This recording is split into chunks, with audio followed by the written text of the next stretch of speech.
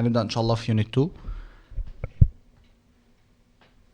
طيب بالنسبة ليونت 2 فاحنا بنتكلم في موضوع مختلف تماما عن اللي احنا كنا بنتكلم فيه في يونت 1، حاجة مختلفة تماما، بس المفروض الموضوع اسهل بكتير يعني ان شاء الله. احنا جايين نتكلم النهارده عن حاجة اسمها الاوردرد بير. الاوردرد بير ده يا جماعة اللي هو مثلا لو انا عندي A و B، او بلاش A و B، لو انا مثلا عندي 3 و 2. فاكرين في الجراف مثلا لما كنا بيبقى عندنا مثلا اكس اكسس بالشكل ده، ويبقى عندي مثلا الواي اكسس بالشكل ده، فاقول لك ان انا عندي بوينت 3 و 2، فيبقى ال 3 دي اللي هي بتاعه الاكس وال 2 دي بتاعه الواي، فبيبقى هنا 0، ده 1، ده 2، ده 3، ده مثلا 1، ده 2. الفكره من الاوردرد بير لما انا اقول لك 3 و 2، فانت بتعرف ان ال 3 بتاعت الاكس والواي بتاعت ال 2، يعني اجي عند ال 3 هنا اهو واقوم طالع عند ال 2، هي دي البوينت اللي انا اقصدها اللي هي 3 و 2. فال 3 بمشي كده على الاكس اللي هي اول واحده دي بتاعت الاكس، اول واحده اللي هي الفيرست بروجيكشن اللي هي بتبقى على الاكس اكسس، وتاني واحده بيبقى اسمها السكند بروجيكشن اللي هي بتبقى على الواي اكسس. يعني 3 دي بتاعت الاكس، بمشي على الاكس كده 3 واطلع 2 اللي هي ده على الواي، فاوصل للبوينت اللي انا عايزها. المنظر ده اسمه اوردرد بير اللي هو 3 و 2. طبعا يا جماعه مش محتاج اقول ان 3 و 2 مش هي خالص 2 و 3، منطقي، لان انا مثلا لو عايز اشوف ال 2 و 3 دي مكانها فين هنا، فهقوم جاي عند ال 2 ماشي كده وطالع لحد ال 3. مثلا لو افترضنا ان هنا ال 3، فدي البوينت 2 و 3. فطبعا البوينت 2 و 3 مختلفه تماما عن البوينت اللي اسمها 3 و 2، فمعنى كده ان انا ما اقدرش ابدل. فده مختلف طبعا عن الست. يعني لو فاكرين، يعني لو جينا كتبنا هنا مثلا الاوردرد بير وجينا كتبنا هنا السيتس، فاول حاجه قلناها ان انا لو عندي اي وبي هي مش هي خالص بي واي، ما اقدرش ان انا ابدل.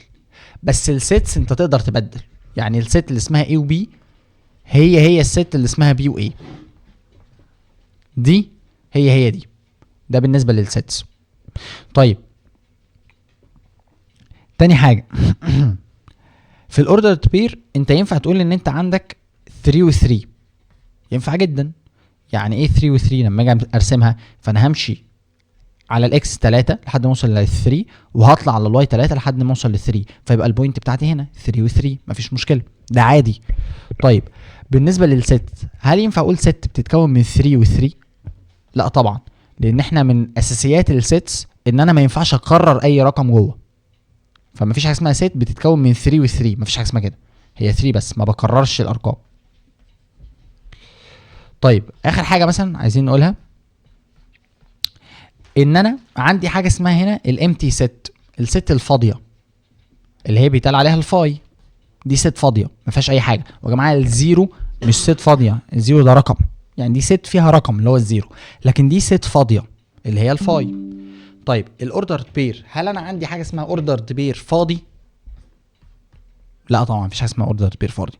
وعشان برضو نفهم الكلام ده، فالاوردرد بير هي نقطه انا بعملها على الاكس اكسس وعلى الواي اكسس، يعني انا بحطها هنا مثلا، نقطه بتبقى هنا، او نقطه هنا مثلا، او نقطه هنا، او نقطه هنا، فانت لازم تقول لي الارقام اللي هنا عشان اعرف بالظبط مكان النقطه فين. فمفيش حاجه اسمها ان هي فاضيه، مفيش حاجه اسمها كده. فدي فروقات بسيطه ما بين السيتس وما بين الاوردرد بير، عشان بس نبقى ايه متخيلين الموضوع. طيب لو انا مثلا قلت لك ان انت عندك اوردرد بير بالشكل ده A و B، وقلت لك ان هو ايكوال ال 3 والنيجاتيف 4، فانت هتفهم على طول ان ال A اكيد هي ايكوال ال 3، وان ال B هو ايكوال النيجاتيف 4، لان انا قايل لك ان ده ايكوال ده، فيبقى اكيد الاول ايكوال الاولاني والتاني ايكوال التاني، فال A ايكوال ال 3 وال B ايكوال النيجاتيف 4. ده ايكوال ده، الاول قد الاول والتاني قد التاني، فالاكس اكيد هي النيجاتيف 5 وال2 ايكوال الواي. اسئله على الجزئيه دي بتبقى بالشكل ده. انا عندي هنا ده اوردر بير ايكوال اوردر بير تاني، ايه اللي يحصل؟ الاول قد الاول والتاني قد التاني. بص كده على الاول، هو فعلا قد الاول عشان الراجل طبعا قال لي ايكوال في النص، ف3 فعلا قد 3، معنى كده ان التاني قد التاني. سكوير روت y equal 8. عايز اعرف بقى الكيوبيك روت y بكام. طيب اول حاجه انا محتاج اعرف الواي، قيمه الواي بكام، الواي نفسها بكام. هعمل ايه؟ هاخد السكوير روت اوديه الناحيه الثانيه، اخد السكوير روت ده ارميه الناحيه الثانيه بالعكس، طبعا عكس السكوير روت باور 2، فده يبقى y equal 8 باور 2. طيب 8 باور 2 كام؟ 64، يبقى الواي ب 64. هو عايز مني كيوبيك روت الواي، عايز مني كيوبيك روت الواي اللي هو 64، يعني كيوبيك روت 64. كيوبيك روت 64 كام؟ 4. بس كده، الموضوع بسيط جدا يا جماعه، الاول قد الاول والتاني قد التاني بس. فهنا دول قد بعض، فيبقى الاولاني قد الاول، ده قد ده، يعني واي باور 3، خلينا نكتبها هنا، واي باور 3 ايكوال ال 8. عايز اجيب الواي، يبقى الواي ايكوال، هاخد الباور 3 اوديه الناحيه الثانيه بالعكس اللي هو كيوبيك روت، فيبقى كيوبيك روت 8. كيوبيك روت 8 بكام؟ ب 2، يعني الواي ب 2. خلاص انا عرفت معلومه ان الواي ب 2.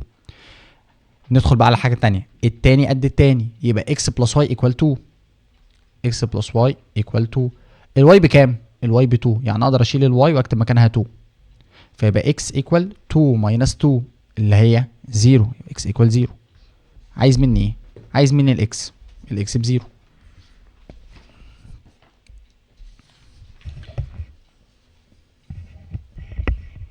طيب خش على اللي بعده، 2 باور اكس ماينس 1 ايكوال 1، صح؟ لان الاول قد الاول، ماشي. بصوا يا جماعه، 2 باور اكس ماينس 1 ايكوال 1، انا عايز اعرف اجيب الاكس. هنا انا ممكن اجيب الاكس بطريقتين. الطريقه الاولانيه ان انا اشغل دماغي، ان انا عارف ان اي حاجه في الدنيا، اي حاجه في الدنيا باور 0 بكام؟ ب 1. اي حاجه باور 0 ب 1، ف2 باور حاجه طلعت لي 1، اكيد الحاجه دي 0. ما هو 2 باور ايه عشان يديك 1 اكيد 0، لان 2 باور 1 2، 2 باور 2 4، 2 باور 3 8. الحاجه الوحيده اللي هتقلب لك ال2 دي 1 ان الباور يبقى 0، عشان اي حاجه باور 0 ب 1، فمليون في الميه ده ب 1، ده قصدي ب 0. اكس ماينس 1 ده اكيد ب 0، اكس ماينس 1 ايكوال 0، يبقى الاكس ايكوال 0 بلس 1، يعني الاكس ايكوال 1. فبالنظر جبت ان الاكس ب 1. هل ممكن احلها بطريقه ثانيه؟ ممكن احلها بطريقه ثانيه. ايه الطريقه الثانيه؟ مثلا ان انا افكر عادي برضه، ان انا اقول 2 اكس 2 باور اكس ماينس 1 دي كانت كده، كانت 2 باور اكس اوفر 2 باور 1، صح؟ لان انا لو عندي حاجتين زي بعض ما بينهم ديفايد بعمل ايه للباور؟ بعمل له ماينس. فالشكل ده لما اجي اعمل له سمبليفاي هيبقى 2 باور اكس ماينس 1، فده هو ده، ماشي، ايكوال 1.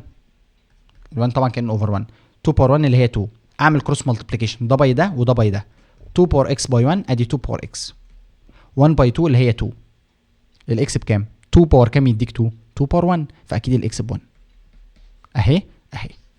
عايز تحلها كده بالنظر مفيش مشكله، عايز تعملها كده مفيش مشكله، المهم ان احنا وصلنا في الاخر ان الاكس بكام؟ الاكس ب 1 والواي بنيجاتيف 3. خلاص نجيب بقى الكلام ده، 2 باي 1 ماينس نيجاتيف 3، 2 باي 1 2 وادي الماينس ماينس نيجاتيف 3 يعني بلس 3. طيب 2 بلس 3 كام؟ 5.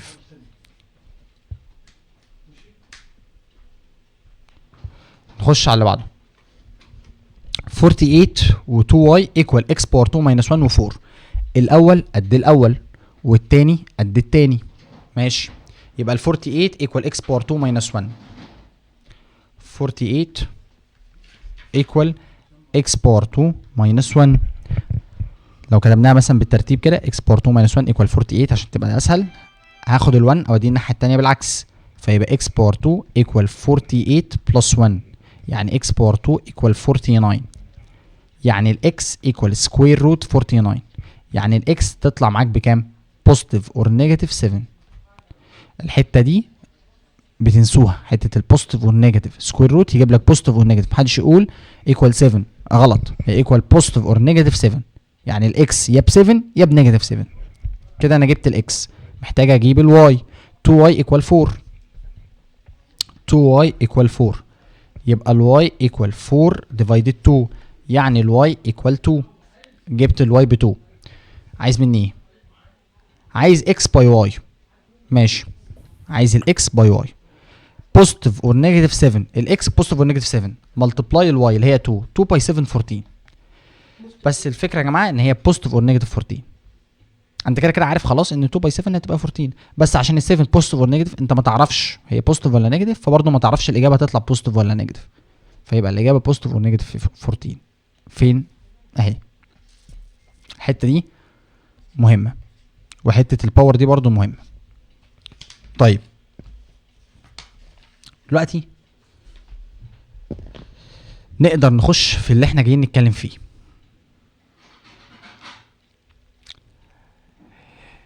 يا جماعه الاوردرد بير ده اصلا بيحصل امتى، او بلاقيه موجود امتى؟ يعني امتى الاقي مثلا 1 و 2 مكتوبين بالشكل ده؟ الشكل ده بيجي منين؟ الشكل ده بيجي لو انا عندي ست بالمنظر ده اسمها 1 و 2 اللي هي الاكس، ست 1 و 2، وعندي ست تانية اللي هي الواي اسمها 5 7 8.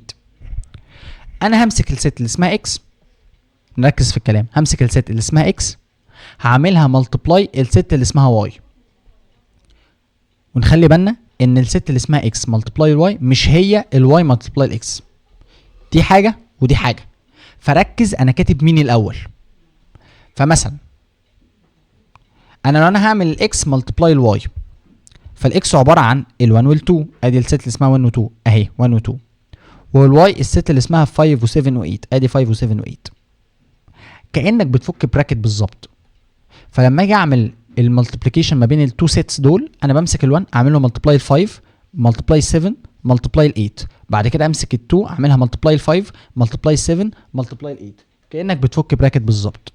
بس الملتبليكيشن بيتم ازاي؟ يعني ايه 1 باي 5؟ يعني 1 و5، بعد كده 1 و7 1 و8، بعد كده 2 و5 2 و7 2 و8 اهو، بمنتهى البساطه. فعندك ست اللي هي الاكس ملتبلاي الست اللي اسمها واي، تاخد ده مع كل واحد فيهم بقى 1 و5 1 و7 1 و8، بعد كده ده 2 و5 2 و7 2 و8، وبتتكتب بالمنظر ده. تقوم انت عامل ست كبيره وجواها بقى كذا اوردرد بير اهو، ال1 وال5 يبقى 1 و5 مع بعض، اقفل يا باشا. ال1 وال7 يبقى ال1 وال7 مع بعض، اقفل يا باشا، وهكذا. طيب ده لو انا عملت الاكس باي الواي، خلي بالكم ان الاكس هي اللي مكتوبه الاول. طيب لو انا عملت بقى الواي باي الاكس هتختلف؟ هتختلف. فهعمل ايه؟ همسك بقى ده ملتبلاي ده، فال5 مع ال1 وال5 مع ال2، بعد كده اخش على ال7 7 و1 7 و2، بعد كده اخش على ال8 8 و1 8 و2، وهكذا.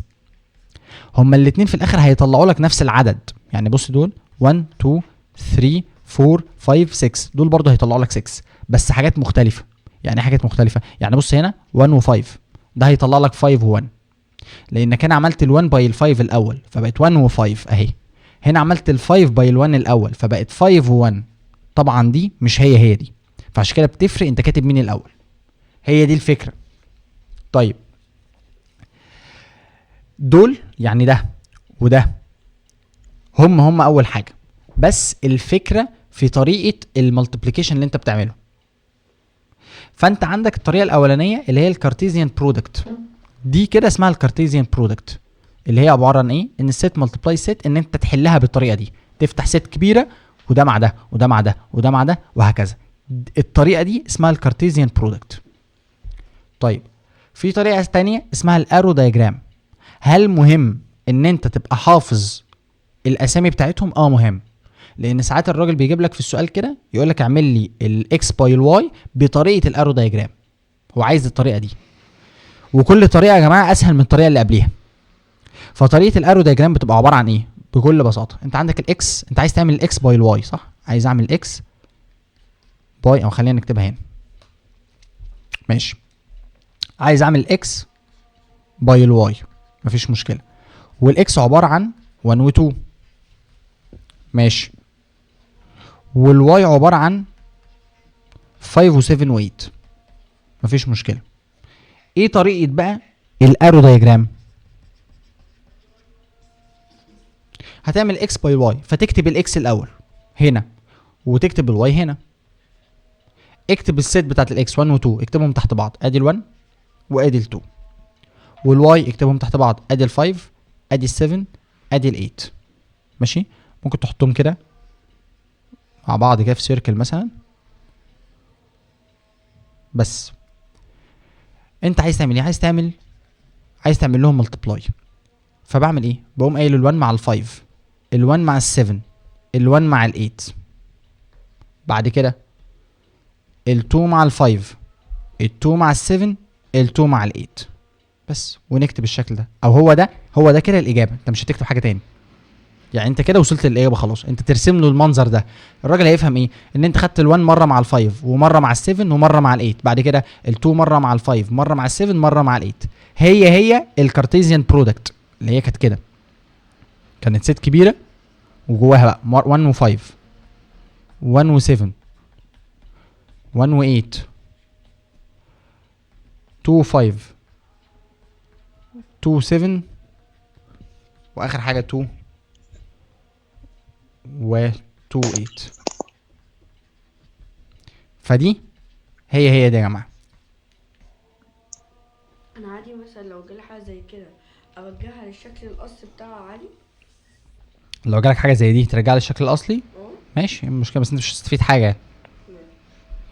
هو انت الراجل بيجيب لك الشكل الاصلي، بيجيب لك الشكل ده وبيطلب منك ده، فانت بترسم له الرسمه دي اللي هو يقول لك اعملهم لي برودكت، اعمل لي الاكس باي الواي بطريقه الارو دايجرام، فانت ترسم الرسمه دي. طب لو قال لك اعمل لي الواي باي الاكس، سهله، اعمل لي الواي باي الاكس. كل اللي انا هعمله ان انا هكتب الواي الاول، فيبقى 5 7 8. بعد كده هكتب الاكس هنا 1 و 2 وابدا بقى بوصل كل مره. يلا ال5 مره مع ال1 مره مع ال2، بعد كده ال7 مره مع ال1 مره مع ال2، ال8 مره مع ال1 مره مع ال2. خلصت القصه. طيب هو انا برضو يعني هو السؤال هو يعني الست دي ايه معناها برضو، يعني هستفيد منها ايه في يعني. طب سيبك بس دلوقتي من فكره تستفيد منها ايه، ونكمل بس الحته دي، بعد كده هنرجع نشوف هنستفيد منها ايه. ماشي، تمام. واحده واحده. طيب انا ممكن اعمل لهم مالتيبليكيشن بطريقه تانية، بطريقه الكارتيزيان دايجرام. ايه طريقه الكارتيزيان دايجرام؟ بقوم كاتب الاكس.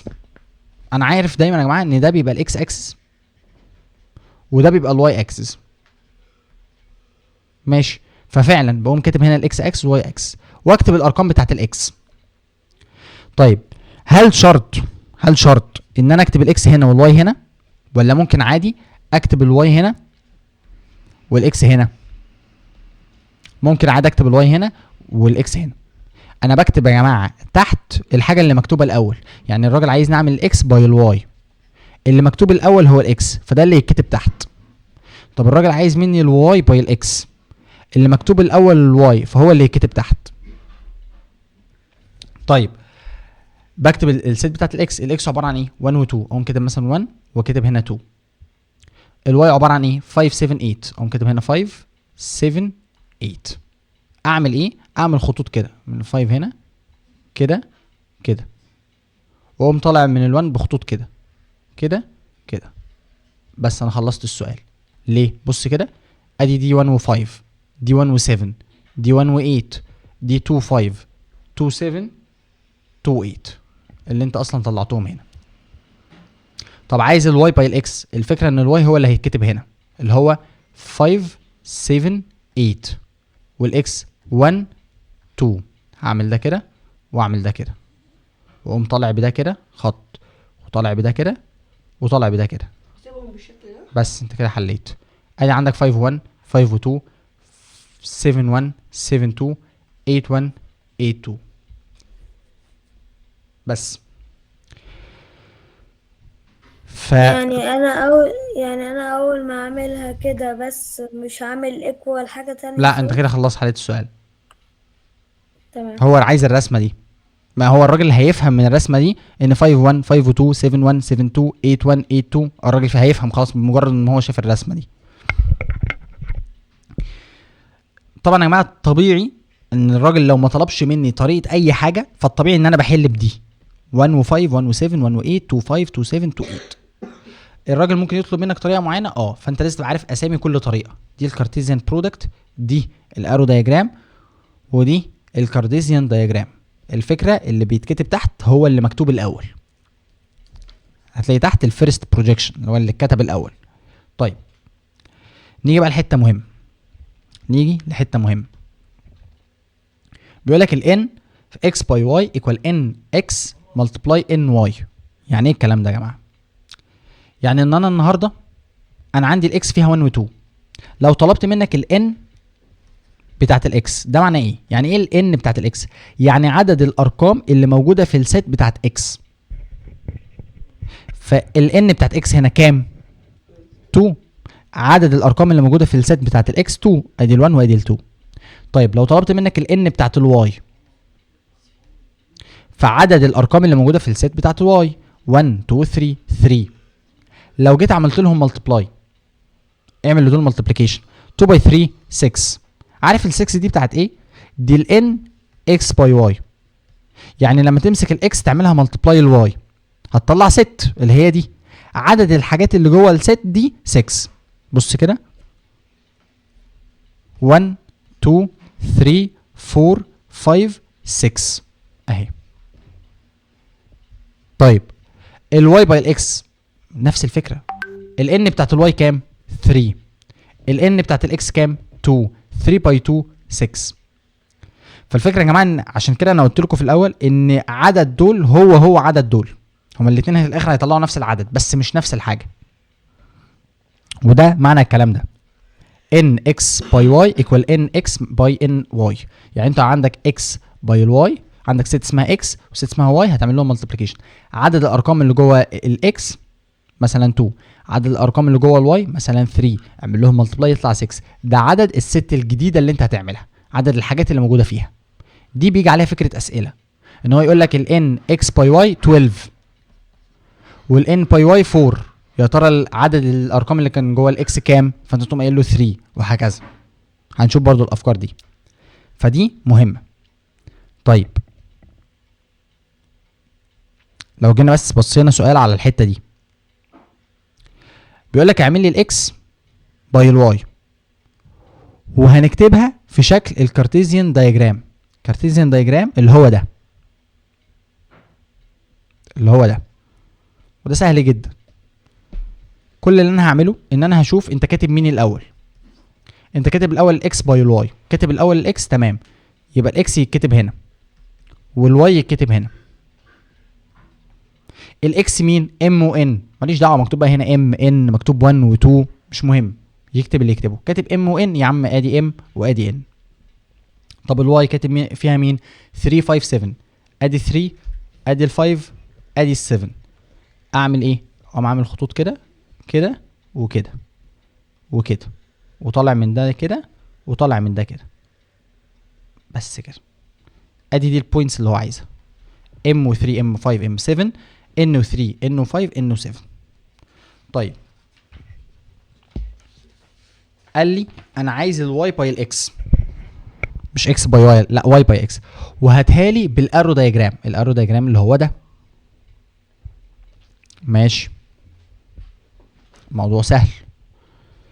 انت كاتب الواي الاول يبقى انا اكتبها الاول، واقوم كاتب هنا الاكس، اكتب الواي 3 5 7، اكتب الاكس ام ان. طيب بعد كده احط ده كده اهو وده كده، وابدا بقى اطلع الاسهم بتاعتي، ال3 مع الام ومع الان، 5 وام وان، 7 وام 7 وان. بس كده انا كده خلصت السؤال. نخش في اللي بعده، ان اكس باي واي. اتفقنا بقى ان اكس باي واي يعني عدد السيتس الجديده اللي انت عملتها. طب ده بيبقى عباره عن ايه؟ ده بيبقى عباره عن ان باي ان اكس باي ان واي. ان اكس يعني عدد الارقام اللي موجوده جوه السيت بتاعت اكس كام؟ 2. طب ان واي كام؟ 3. 2 باي 3 كام؟ 6. يبقى ان اكس باي واي 6. طب ان واي باي اكس هي دي، لان دي هتبقى عباره عن ايه؟ هتبقى عباره عن ان واي باي ان اكس اللي هي 3 باي 2 وانا عارف 2 باي 3 هي 3 باي 2، في الاخر الاثنين هيطلعوا 6.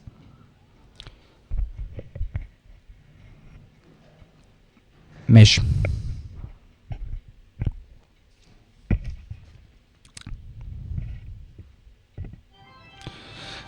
دي يا جماعه حته مهمه شويه او مش مهمه.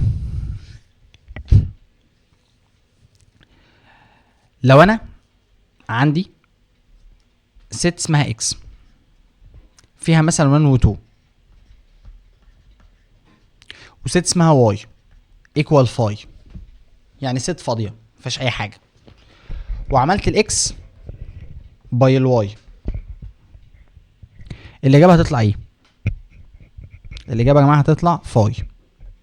ودي المعلومه اللي انت لازم تبقى عارفها، ان اكس باي 5 الاجابه 5، اكس باي 5 او 5 باي اكس الاجابه في الاخر هتطلع 5. ليه؟ لان ببساطه انا النهارده مثلا يعني خلينا نقولها باسهل طريقه، انت عندك 1 و 2 هتعملها ملتبلاي واي، واي دي ست فاضيه، ده هنا مفيش حاجه تعمل ملتبلاي اصلا معاها، وبالتالي انت مش هتطلع حاجه. ولو مش حابين نقولها كده، ركزوا بس معايا يا جماعه في الحته دي عشان محدش يتلخبط. احنا كل ده بنشرح ليه اكس باي 5 بتطلع 5، تمام؟ اللي عايز يفهم يعني واحده واحده. دلوقتي انا لما كان عندي ست اسمها اكس عملتها ملتبلاي ست اسمها واي، انت بتطلع ست جديده، يعني x equal 1 و 2 y equal 3 4 5. انا هعمل x by y، فهعمل هيبقى 1 مع 3 1 و 4 1 و 5 2 3 وهكذا بقى، هكمل لحد 2 2 4 2 5. حلو حلو. بص مثلا على ده، هتلاقي الاكس، هتلاقي ده اوردرد بير فبيتكون من اكس وبيتكون من واي. هتلاقي الاكس ده لو دي اكس سمول يعني، هتلاقي الاكس دي موجوده هنا، وهتلاقي الواي دي موجوده هنا، لان الاكس دي بتبيلونج للاكس الكبيره، لو دي الاكس الكبيره ودي الواي الكبيره، والواي الصغيره دي بتبيلونج للواي الكبيره.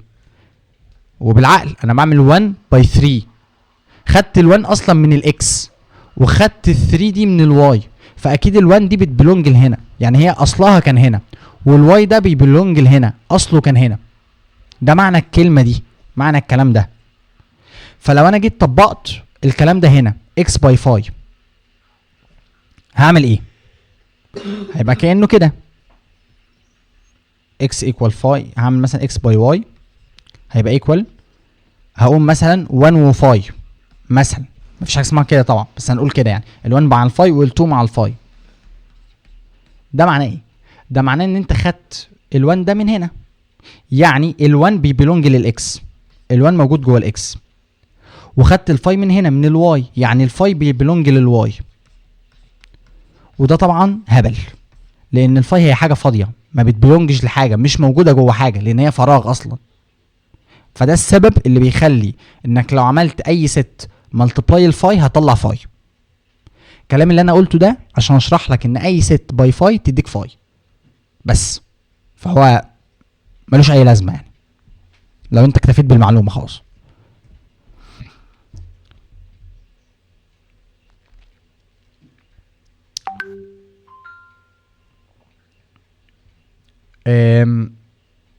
هنا يا جماعه انت عندك اكس، عندك اكس equal 1 و 2، وعندك y equal 2 3 4 مثلا. في العادي ان احنا بنطلب منك x باي y، ماشي. انا بقى هنا ما طلبتش x باي y، طلبت x باور 2. طب يعني x باور 2 يعني x باي x بس، يعني كانك عندك ست اللي هي 1 و 2 ملتبلاي ست اللي هي 1 و 2. ابدا اشتغل عادي، ال1 مع ال1، بعد كده ال1 مع ال2، بعد كده 2 مع ال1، بعد كده 2 مع ال2. خلصت القصه على كده. فانت مش فارقه معاك بقى اكس باي اكس اكس باي واي، ايا كان انت بتشتغل بنفس الطريقه اهو. ونفس الكلام واي باي واي. طيب لو عايز اكتبها بطريقه الارو دايجرام نفس الكلام، سيبكم من دي، هنعملها بنفس الطريقه، يعني اكس وهنا برضو اكس 1 و 2 1 و 2 نفس الكلام، هنا برضو الواي ونفس الطريقه، نفس كل حاجه بالظبط. ماشي. ونفس الفكره لو انا جيت قلت لك ان انا ان اكس عدد الارقام اللي موجوده جوه الست اللي هو اكس 2، طلبت منك ان اكس اكس اكس باي اكس. طب ان اكس باي اكس عباره عن ايه؟ عباره عن ان اكس باي ان اكس. ما انا يا جماعه انا كان عندي كده ان اكس واي كانت عباره عن ايه؟ ان اكس باي ان واي، عشان ما انساهاش كانك بتوزع الان ان على الاكس وان على الواي، فبقت ان اكس باي ان واي. شوف عدد الارقام اللي جوه اكس عدد الارقام اللي جوه واي تضربهم في بعض تطلع لك ده.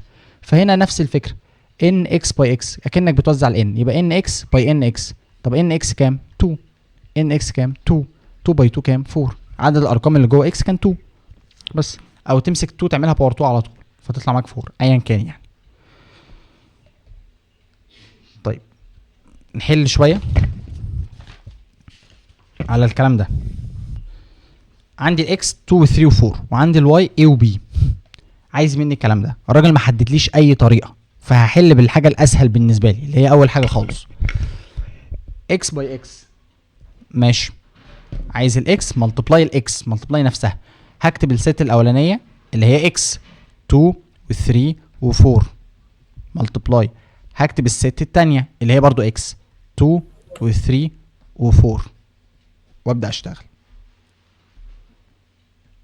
اقوم عامل ست جديده وابدا بقى 2 مع 2 2 مع 3 2 مع 4 2 3 قصدي 2 2 الاول 2 3 2 4 بعد كده 3 و 2 3 و 3 3 و 4 3 و 2 3 و 3 3 و 4 بعد كده 4 و 2 4 و 3 4 و 4 4 و 2 4 و 3 4 و 4 اهو. طيب الراجل عايز مني الواي باور 2. يعني ايه واي باور 2؟ يعني الواي باي الواي.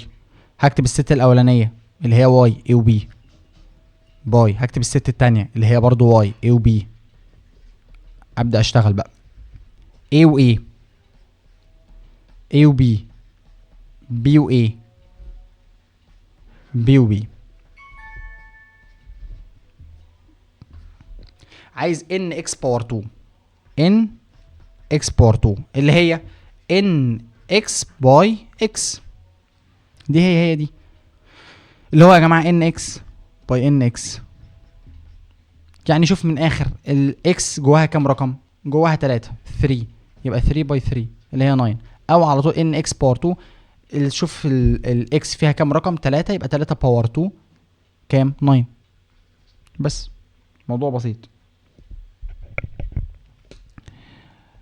طيب لو جينا هنا تيجي اعرفك ازاي معانا ان شاء الله هتقدر تقفل الماث، ومش بس كده هتتعلم الماث صح وهتتأسس صح. الحصة عندنا بتكون لايف على زوم، بنشرح فيها الدرس وبنحل كل الافكار اللي ممكن تقابلك على الدرس ده. الميزة هنا انك تقدر توقفني وتسأل في اي وقت تحبه، وكمان لازم تحل اسئلة قدامي عشان اتأكد انك فاهم صح وانك بتعرف تحل. وطبعا كل حصة بتتسجل وبتتبعت لك عشان تكون معاك طول الترم وتقدر ترجع لها في اي وقت. وكمان لكل حصة واجب ثابت، الواجب من كتاب المعاصر، وانا بختار لك الاسئله عشان تغطي كل الافكار اللي في الدرس، وده بيكون مع فيديو لحل الواجب. ولو قابلتك اي مشكله خلال الاسبوع زي سؤال مش فاهمه او مش عارف تحله، تقدر تبعت لي على الواتساب وانا اكيد هحل لك مشكلتك. واخيرا عندنا امتحان ثابت كل اسبوع بتبعتهولي وانا بصححه خطوه بخطوه عشان اتاكد مش بس انك حليت صح، لا كمان خطواتك صح. لو حابب تنضم معانا ابعت لي رساله على الواتساب على الرقم ده.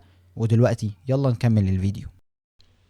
الاكس 0 2 والان واي 5. عايزين ان اكس واي واحده واحده. دي كانها كده ان اكس باي ان واي، اكني مسكت الان دخلتها على الاكس ودخلتها على الواي. ماشي. عدد الارقام اللي جوه الست اكس كام؟ 2. ادي 0 وادي 2 يعني كام؟ 2. ماشي ده كده 2. عدد الارقام اللي جوه واي كام؟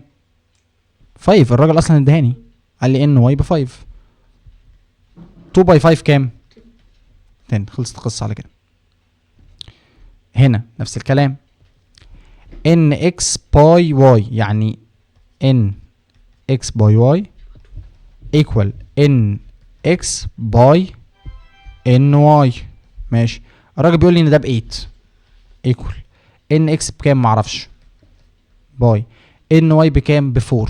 يا ترى ان اكس بكام؟ 8 ديفايدد 4 تطلع ب 2.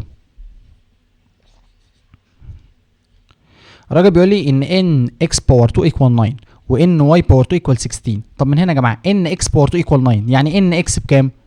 ب 3. ودي الناحيه الثانيه بسكوير روت على طول. ان واي باور 2 ايكوال 16 يعني ان واي بكام؟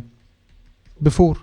انا عايز ان واي باي اكس يبقى 4 باي 3 كام؟ 12. بس الدنيا بسيطه. طيب حاجه تانية، كده كده احنا كل كلامنا اصلا عن سيتس، فنبدا بقى ندخل اليونيون والانترسكشن والكلام ده. انت عندك اكس ملتبلاي واي يونيون زد. في المسائل اللي زي دي بعمل ايه؟ في المسائل اللي زي دي انت بتحل اللي جوه البراكت الاول. يعني انت عندك هنا الواي يونيون زد، حل الواي يونيون زد الاول شوف بكام. عندك هنا واي يونيون واي انترسكت زد، حل ده الاول، حل ده الاول، حل ده الاول لوحده، حل ده الاول لوحده، واعمل ما بينهم الملتبلاي. فاول حاجه تحل كل حاجه لوحديها. طيب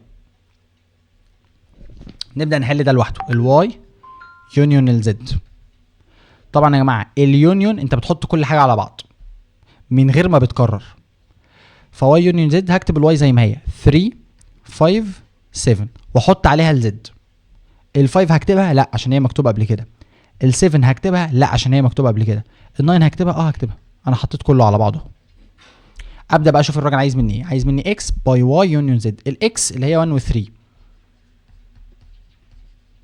باي واي يونيون زد اهي 3 5 7 9 3 5 7 9 وابدا اشتغل. طبعا يا جماعه بقى 1 و 3 1 و 5 1 و 7 1 و 9 ونكمل بقى يا جماعه ايه 3 و 3 3 و 5 3 و 7 3 و 9 وشكرا. خش على اللي بعده. عايز الواي انترسكت الزد. ده الانترسكشن، يعني الحاجه اللي موجوده في واي وفي نفس الوقت موجوده في زد، الحاجه المشتركه فيهم هما الاثنين. فلما اجي ابص هلاقي ان ال5 موجوده في الواي وفي نفس الوقت موجوده في الزد. هلاقي ان ال7 موجوده في الواي وفي نفس الوقت موجوده في الزد. فواي انترسكت الزد مين؟ ال5 وال7. عايز الاكس ملتبلاي الكلام ده. الاكس اللي هي 1 و 3 ملتبلاي ال5 وال7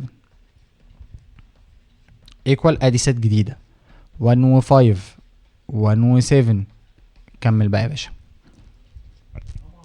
خش على اللي بعده. z multiply x difference y. الزد نكتبها زي ما هي اللي هي 3 7 9 قصدي 5 و 7 و 9 5 و 7 و 9 multiply الكلام ده x difference y. يعني x difference y. x difference y يا جماعه معناها كل حاجه موجوده في الاكس ما عدا الواي. يعني خد كل الارقام اللي في الاكس بشرط ان الارقام دي ما تكونش موجوده في الواي. فاول حاجه تتشيك ان الارقام دي مش موجوده في الست بتاعت الواي وتاخدها معاك. تاني اكس ديفرنس واي كل الارقام اللي في الاكس بس بشرط الارقام دي ما تكونش موجوده جوه الواي. فال1 موجوده في الاكس تمام، موجوده في الواي لا اقدر اخدها ماشي. ال3 موجوده في الواي موجوده في الواي ما اقدرش، يبقى انا 1 بس. اكس ديفرنس واي اللي هو ال1. طبعا يا جماعه هعمل هنا ايه ست جديده 5 1 7 1 9 1 5 1 7 1 9 و1. شكرا على كده. خش على اخر حاجه ده وده ماشي. يبقى انت تحل ده لوحده الاول وتحل ده لوحده الاول وتعمل الملتبلاي ما بينهم. واي ديفرنس زد معناها هاخد كل اللي في الواي بس بشرط ما يكونش موجود في الزد. ال3 موجوده في الزد لا يبقى خدها معايا. ال5 موجوده ال7 موجوده يبقى ما اقدرش اخدهم. يبقى انا عندي 3 هنا باي اكس انترسكت واي. ايه الحاجه اللي موجوده في الاكس وموجوده في الواي؟ ال 3. اعمل بينهم ملتبليكيشن 3 و 3 بس كده، مفيش حاجه تاني.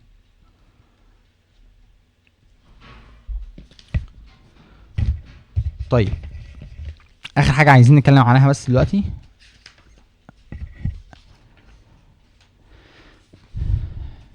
احنا كل يا جماعه اللي احنا بنتكلم فيه هي بتبقى سيتس محدوده. يعني ايه محدوده؟ يعني ليها بدايه وليها نهايه. انت بتتكلم في ست بقول لك 1 2 3، فالان بتاعت الست دي قد ايه؟ يعني كام رقم موجود جوه الست؟ 3 ارقام جوه الست.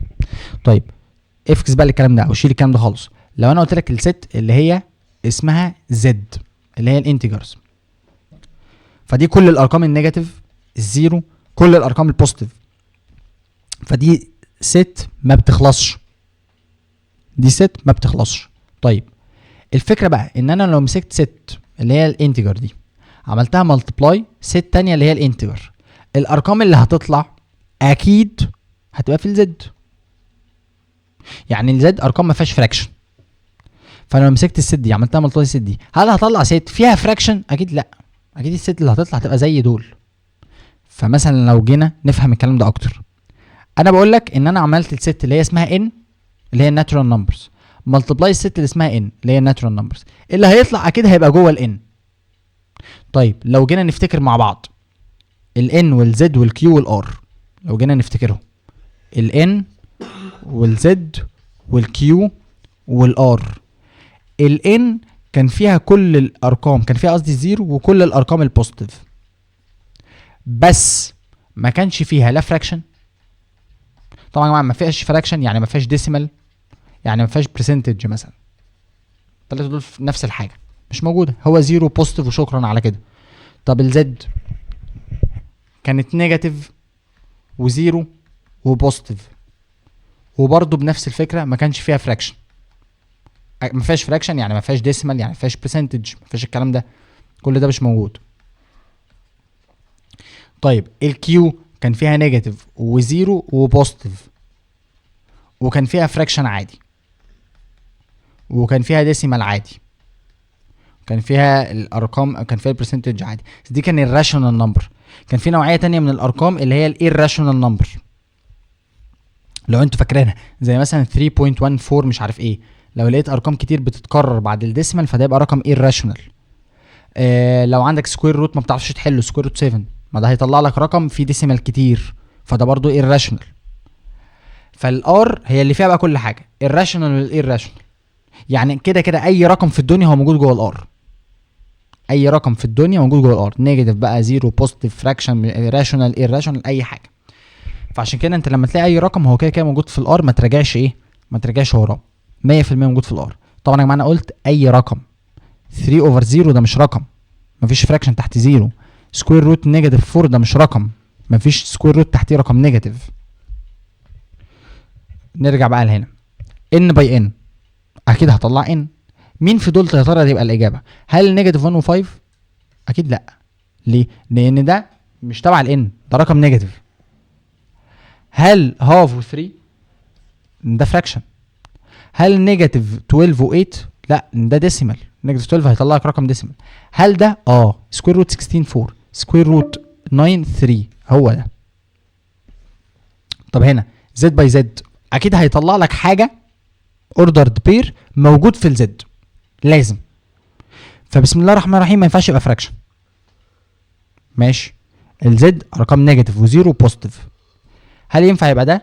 ينفع يبقى ده نيجاتيف 2 5 عادي. هل ينفع يبقى ده؟ لا، لان ده هيطلع لك ديسيمال.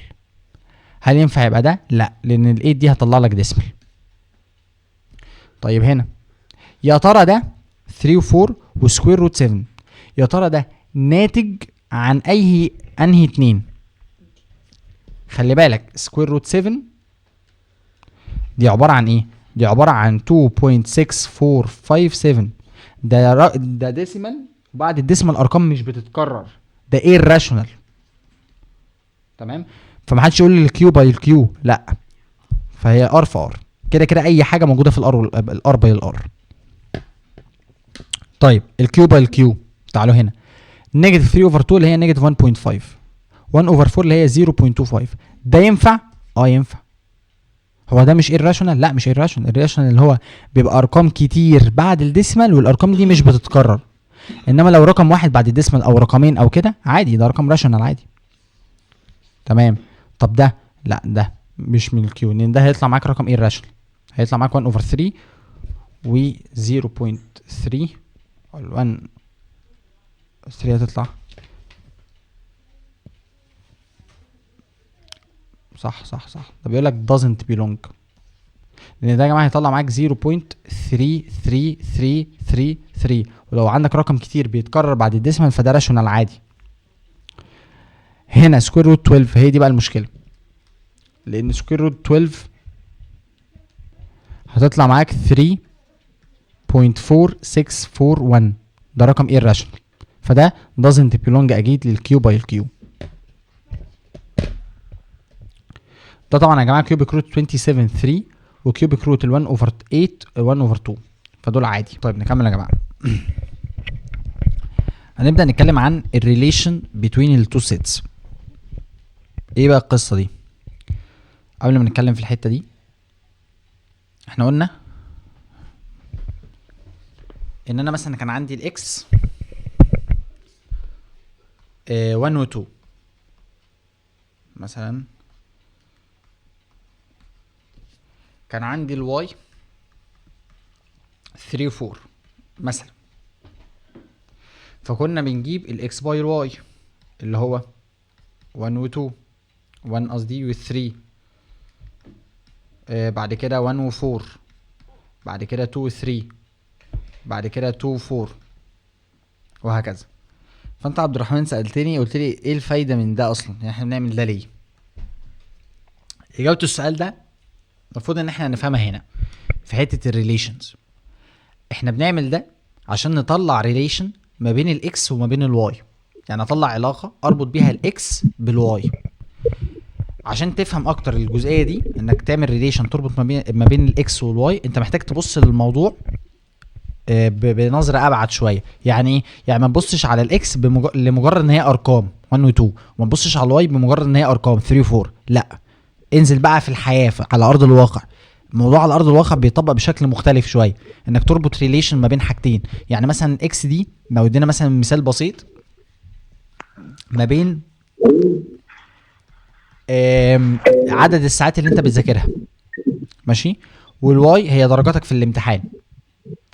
فالمفترض ان انا بعمل ريليشن بربط بيها الاكس بالواي بالطريقه دي، ان انا بربط بيها عدد الساعات اللي انت بتذاكرها بدرجاتك في الاخر. ده بيساعدني ان انا اعرف هل انت مثلا بتبذل مجهود كبير وفي الاخر درجاتك قليله، ولا هل انت مثلا بتبذل مجهود قليل ودرجاتك عاليه جدا.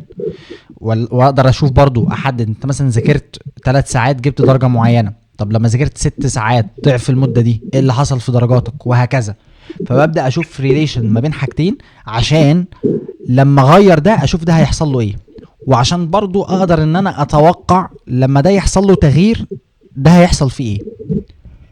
وده ليه علاقة بالاستاتستكس يا أكتر. ده ليه علاقه بالاستاتستكس، وده اللي بيحصل على ارض الواقع اصلا في الحقيقه. ده اللي بيحصل كمان بقى بيبقى في حاجه اكبر شويه، حاجه اسمها الموديلنج. عشان كده برضو ما ينفعش نغير مكان رقم عن رقم. بالظبط كده.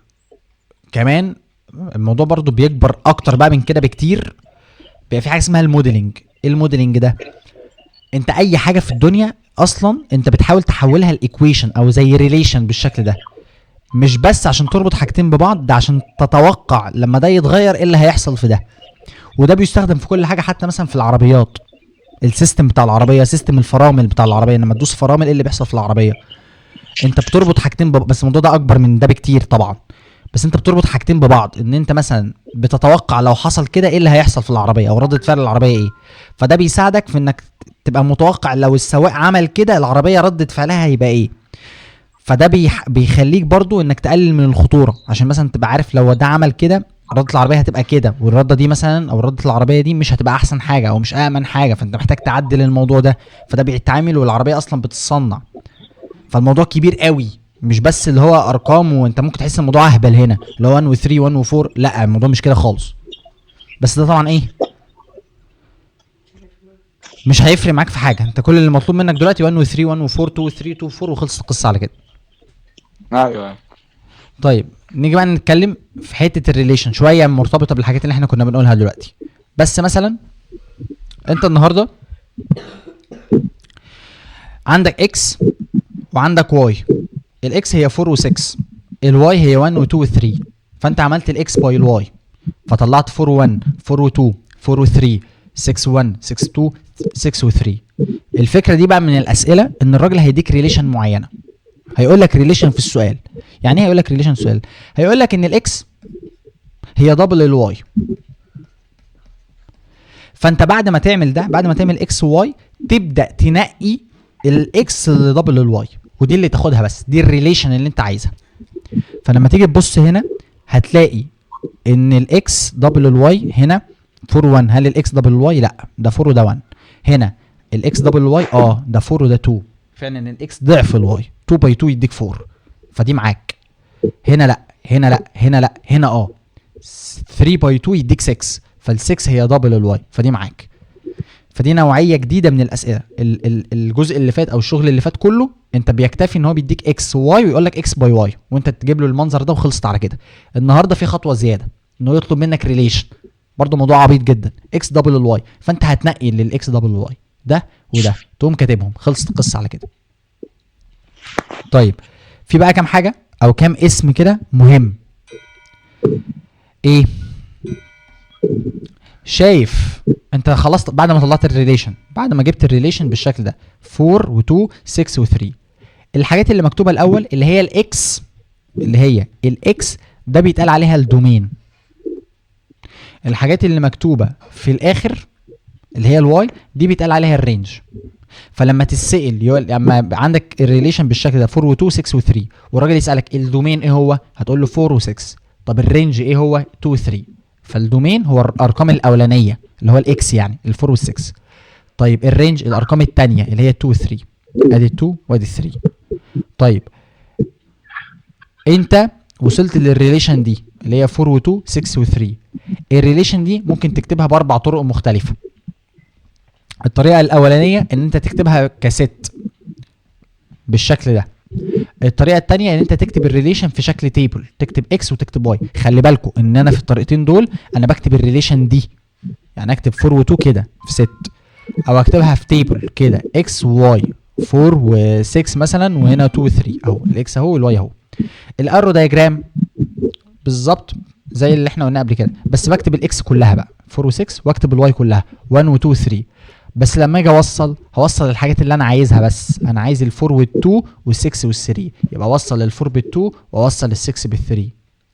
طيب الجرافيكال ريبريزنتيشن اللي هي دي، هي نفس الفكره بالظبط بتاعت المنظر ده. هتكتب برضو اللي مكتوب الاول اللي هو الاكس تكتبه تحت، وبعد كده الواي، بس هتحط نقط عند الحاجات اللي انت عايزها، بس عند ال4 وال2 وعند ال6 وال3 اللي هي الريليشن. نحل عشان الدنيا توضح اكتر. مثلا انا عندي الاكس اهي والواي اهي. الراجل هنا مش عايز منك اكس باي واي، ده مش مطلوب. الراجل هنا مطلوب منك انك تجيب له الريليشن دي. يعني انت تعمل اكس باي واي وكل حاجه مفيش مشكله، بس هيطلع لك كذا حاجه، انا هختار منهم اللي بيحقق الشرط ده، ان لما امسك الاكس اعمل له بلس 3 يديني الواي. طيب ممكن احل السؤال ده ازاي؟ ممكن احله بكذا طريقه.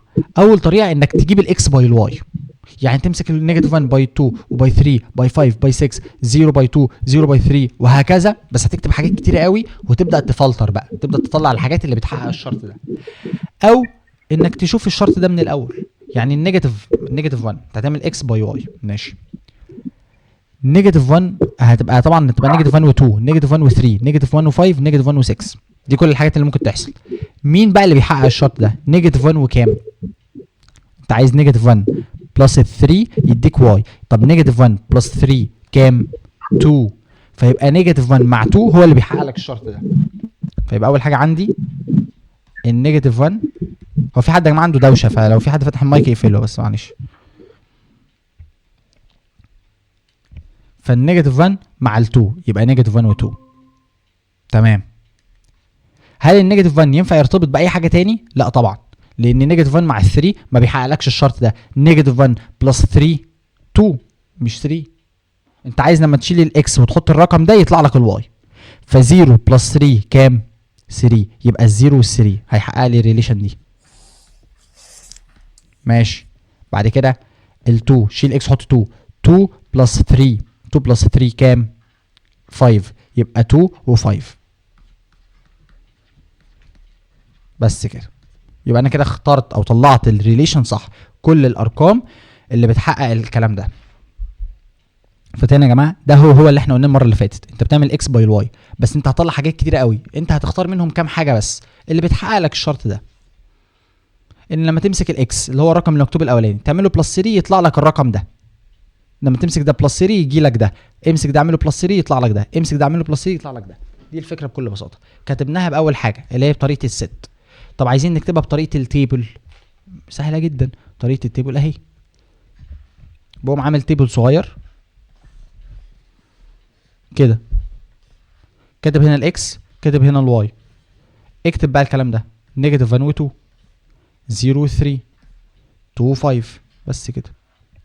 طيب لو هو طلبوا منك، ما طلبوش منك اكتفي بالمنظر ده وخلاص. طب قال لك هاتها لي بالارو دايجرام.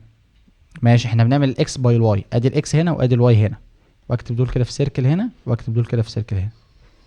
هكتب كله الاكس نيجاتيف 1 0 و 2 نيجاتيف 1 و 0 و 2، الواي 2 و 3 و 5 و 6 2 و 3 و 5 و 6. نبدأ بقى نوصل النيجاتيف 1 بال 2، ال0 بال 3، ال2 بال 5 بس كده. ادي الريليشن عملتها في الشكل ده.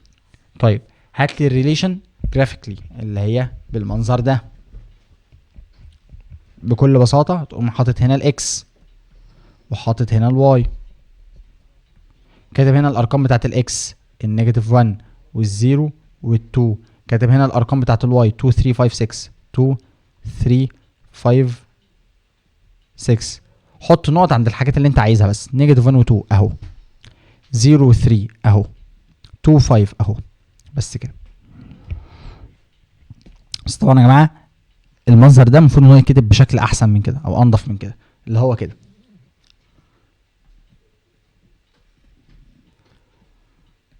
ده هنا بيبقى الواي اكسس، وده بيبقى هنا النيجاتيف واي، ده بيبقى الاكس وده بيبقى النيجاتيف اكس، والزيرو بيبقى مكانه في النص.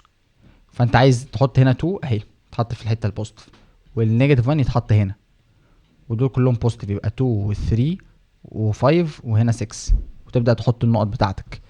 نيجاتيف 1 و2 اهي، 0 و3 اهي، 2 و5 اهي. المفروض ان دي مش صح، يعني مش اصح حاجه. طيب اكيد يا جماعه انت مش كل المسائل يعني انت من حقك انك تحل باي طريقه انت عايزها، بس دي طبعا اسهل حاجه يعني بالنسبه لي. فهتضطر تعمل دول لو الراجل طلب منك الحاجات دي، ومفيش سؤال طبعا في الامتحان هيطلب منك الحاجات دي كلها، هو بيطلب حاجه واحده بس اللي هو غالبا اول حاجه يعني. طيب يقول لك هات لي الدومين وهات لي الرينج. الدومين بص على الارقام اللي هنا اللي هي بتاعت الاكس، نيجاتيف 1 0 2 ده الدومين، نيجاتيف 1 0 2. هات لي الرينج بص على الواي 2 3 و5 ده كده الرينج 2 3 و5. خلصت القصه على كده.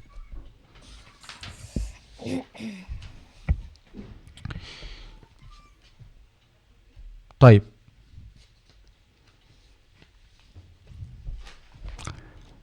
عندي هنا مثلا الست عندي اكس 2 1 و0 ونيجاتيف 1. ماشي، هو هنا هيربط الاكس بالاكس، يعني ما عنديش ست تانية اسمها واي، لا هو اكس واكس.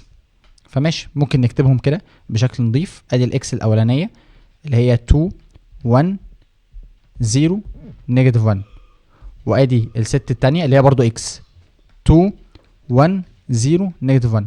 هل الراجل عايزني اعمل لهم ملتبلاي وخلاص؟ لا، ده الراجل مديني ريليشن. بعرف منين؟ من المنظر ده اكس ار واي. الار دي معناها ريليشن، فهو مديني ريليشن معينه. لازم بقى اقرا السؤال كويس عشان افهم الريليشن المطلوبه مني. ايه الريليشن اللي هو عايزها؟ طبعا انا عندي يا جماعه اتنين ست اكس واكس. اكس الاولانيه اسمها اكس عادي، هو مسمي اكس التانية واي عشان بس يعرف يميز ما بينهم يعني، تمام؟ لكن في الاخر الاتنين هما حاجه واحده، بس هو مسمي دي واي. طيب بيقول لك ايه؟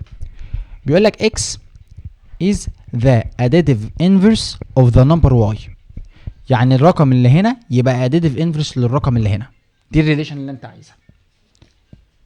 طيب ادي الريليشن المطلوبه مني. هعمل ايه؟ هبدا اخد رقم 2. لو انا هكتب ال2 هل ليها additive inverse هنا؟ additive inverse يا جماعه اللي هو نفس الرقم بس بعكس الساين، يعني 2 يبقى نيجاتيف 2، نيجاتيف 2 يبقى 2، هو نفس الرقم بس بعكس اشارته.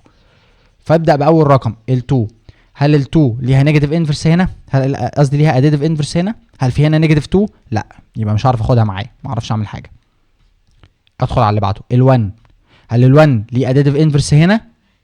ال1 والنيجاتيف 1، يبقى 1 والنيجاتيف 1. خلصت. خش على بعده الزيرو، هل الزيرو ليه اديتيف انفرس هنا؟ الاديتيف انفرس بتاع الزيرو هو الزيرو عادي. ماشي. اخش على اللي بعده النيجاتيف 1، هل النيجاتيف 1 ليها اديتيف انفرس هنا؟ ال1. بس. فهي دي الطريقه اللي انا بجيب بيها الريليشن. حتى انا عملنا كده السؤال اللي فوق لما جينا جبنا الريليشن هنا، كتبنا الاكس ادي الاكس وادي الواي، وابدا اشوف بقى دي الريليشن اكس بلس 3 يديك واي، النيجاتيف 1 بلس 3 يديني 2، هل ال2 موجوده هنا؟ يبقى نيجاتيف 1 و2، وهكذا. ابدا اجرب واحده واحده واحده واحده، احطها في الريليشن واطلع الاجابات اللي هنا. حد يا جماعه مش فاهم ازاي بنحل الريليشن او ازاي بنطلعها؟ تمام. قال لي اكتب لي الريليشن، كتبناها. هات لي الدومين وهات لي الرينج. طب ما سهله جدا، الدومين اللي هي الارقام الاولانيه 1 0 نيجاتيف 1. طيب هات لي الرينج، الرينج اللي هي الارقام الثانيه اللي هو نيجاتيف 1 0 1، نيجاتيف 1 0 1. طيب ريبريزنت الكلام ده باستخدام الارو دايجرام. طب مش سهله، ارو دايجرام هقوم كاتب هنا اكس وهنا برضو الاكس، واكتب الست الاصليه 2 1 0 نيجاتيف 1، 2 1 0 نيجاتيف 1، وهنا 2 1 0 نيجاتيف 1، وابدا اشتغل. اقوم حاطط ده في السيركل كده، واقوم حاطط ده برضو في سيركل تانية، وابدا بقى بوصل طبعا الريليشن بس ال1 بالنيجاتيف 1 ادي ال1 وادي النيجاتيف 1، الزيرو بالزيرو ادي الزيرو بالزيرو، النيجاتيف 1 ب1 ادي النيجاتيف 1 ب1، وشكرا. خش على اللي بعده. هاتلي بطريقه الجراف. ماشي. ادي الاكس اكسس وادي الواي اكسس. اكتب الاكس اكسس اللي هي الارقام دي، فهنا مثلا 0، هنا نيجاتيف 1، هنا 1، هنا 2، وده الواي. اتفقنا ان الست التانية اللي هي اكس برضو بس هو سميها واي. فماشي ادي الزيرو، النيجاتيف 1 يتكتب هنا، و1 و2، ونحط نقط على الحاجات اللي احنا عايزينها بس. 1 ونيجاتيف 1 اهي، 0 0 اهي، نيجاتيف 1 و1 اهي. حد يا جماعه عنده سؤال؟ حد مش فاهم؟ ماشي.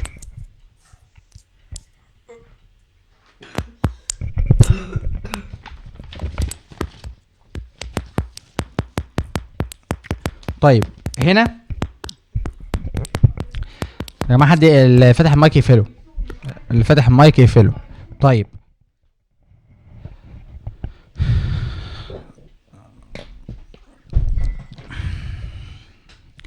ده يا جماعه هو الارو دايجرام، يعني ده المنظر ده هو ده، بس ده بيحصل لو انت عندك ست ونفسها. يعني عندك ست ونفسها، يعني هنا كان اكس واكس، فانا ممكن بدل ما اكتب المنظر ده بالشكل ده اكتبه بالشكل ده، فده في الاخر هو ده. طيب واحده واحده. انا محتاج ان انا في السؤال ده اجيب الريليشن.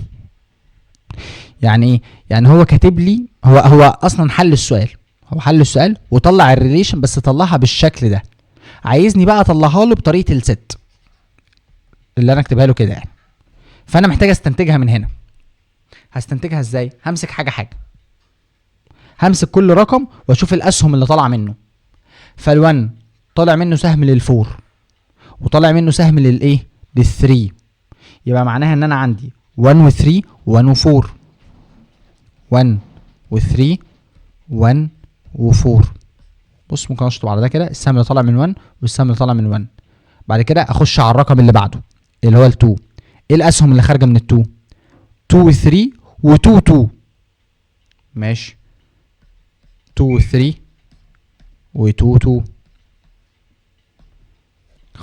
اشطب على الاسهم اللي خارجه من ال2. خش على اللي بعده. ال3 خارج منها اسهم؟ لا. تمام. ال4 خارج منها اسهم؟ 4 و4 و4 و1.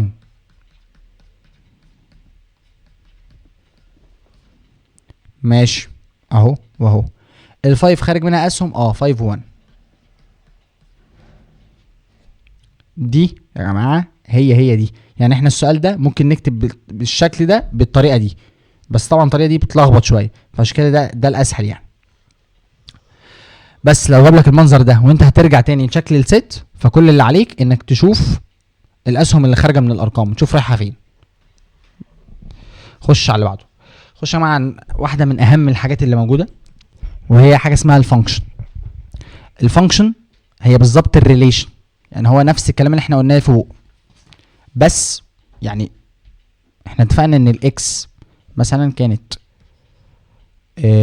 1 و2، وهنا مثلا كان الواي كان مثلا 4 و6 مثلا، والريليشن كانت ان 2x equal y. فالاجابه اللي هتطلع الحاجه الوحيده اللي بتحقق الشرط ده، وشلت x حطيت 1، 2 باي 1 2، هل ال 2 موجوده؟ لا. شيل x حط 2، 2 باي 2 4، هل ال 4 موجوده؟ يبقى 2 4. دي الريليشن بتاعتي. طيب الفانكشن هي ريليشن، بس هي ريليشن مميزه. يعني ايه ريليشن مميزه؟ يعني كل رقم في الاكس يبقى ليه اجابه في الواي. كل رقم في الاكس يبقى ليه اجابه في الواي.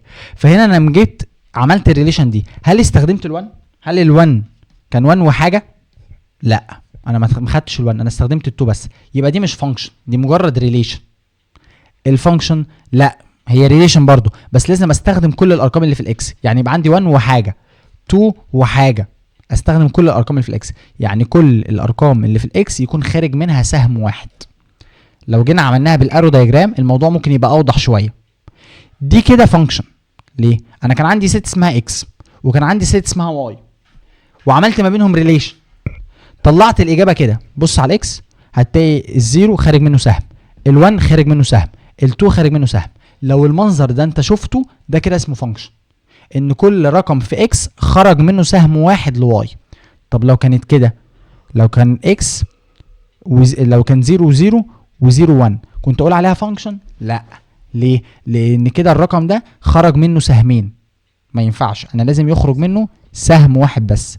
طيب لو كانت كده، لو كان الزيرو ما خرجش منه اسهم خالص، يعني ال1 وال2 وال2 وال4 والزيرو ما خرجش منه اي سهم، تبقى فانكشن؟ لا ما تبقاش فانكشن. ايه؟ ما تبقاش فانكشن. فالفانكشن، فتاني يا جماعه احنا بنتكلم في نفس الحاجه زي ما قلنا، ان الفانكشن هي ريليشن، بس ليها شرط معين، ان كل رقم في الاكس يخرج منه سهم واحد بس للواي. وسهم واحد يعني ما ينفعش يخرج منه سهمين، وما ينفعش ما يخرجش منه حاجه خالص. فلو جيت هنا 0 1 و 2 عملنا ريليشن ان الاكس تكون ايكوال هاف واي. ماشي، اكس ايكوال هاف واي، اكس ايكوال هاف واي يعني واي اوفر 2، يعني 2 اكس ايكوال واي. دي هي دي. ماشي، ف 2 باي 0 0 يبقى 0 0، 2 باي 1 2 يبقى 1 و 2، 2 باي 2 4 يبقى 2 4. صح كده؟ بص بقى، هل انت استخدمت كل الاكس 0 1 و 2 استخدمتهم؟ 0 1 و 2 تمام. مره واحده؟ مره واحده. في حاجه ما استخدمتهاش؟ لا، يبقى ده اسمه فانكشن. كل رقم في اكس طلع منه سهم واحد بس رايح لواي. طيب هناك كنا بنقول عندي حاجه اسمها الدومين والرينج في الريليشن. فالدومين هو الارقام بتاعت الاكس، والرينج هي الارقام بتاعت الواي. المره دي احنا عندنا حاجه زياده اللي هي اسمها الكودومين. فايه ده بقى؟ موضوع بسيط. شايف الست اللي اسمها اكس دي كده كلها اسمها دومين. شايف الست اسمها واي دي كلها اسمها الكودومين. الرينج الارقام اللي طلعت دي 0 و 2 و 4 اللي هو بعد ما تجيب الريليشن الواي، بس بعد ما تجيب الريليشن. فالرينج هي الرينج، يعني احنا كنا بنقول هناك في لما بنجيب الريليشن كنا بنقول ان ده الاكس، الاكس ده هو الدومين، هنا نفس الكلام. كنا بنقول ان الواي ده هو الرينج، هنا نفس الكلام. الزياده حاجه اسمها كودومين. الكودومين اللي هو الواي ده كله، الست دي كلها اسمها كودومين. نحل عشان نفهم اكتر. قبل ما نحل بيقول لك ان الفانكشن نقدر نكتبها بنفس الطرق، يعني هي نفس الكلام.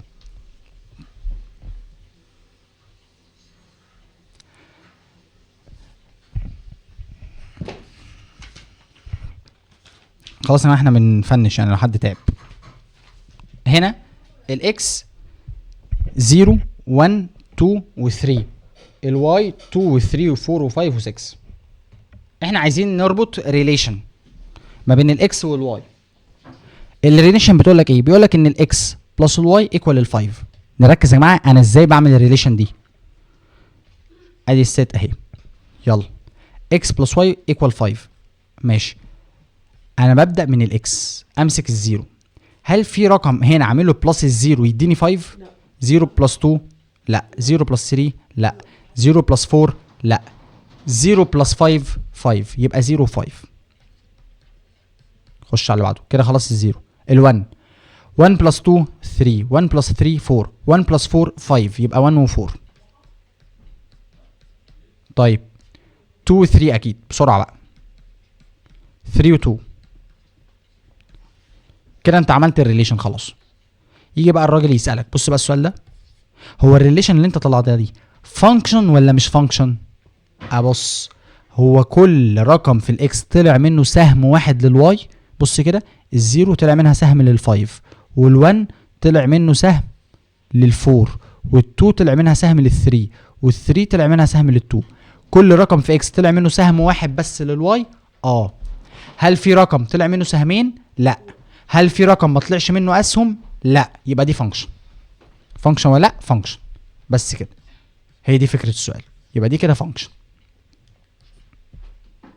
طيب بعد كده بيقول لك هات لي بقى الار باستخدام الارو دايجرام. خلاص يا جماعه بقى، هتكتب بقى هنا الاكس وتكتب هنا الواي 0 1 2 3، والواي 2 3 4 5 6، وتبدا توصل بقى الزيرو بال5، ال1 بال4، ال2 بال3، وال3 بال2. ده برضو يوضح لك ان كل رقم في الاكس خرج منه سهم واحد بس للواي.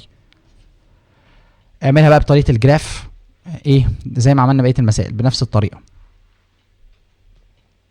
طيب نخش على فكره السؤال اللي بعد كده.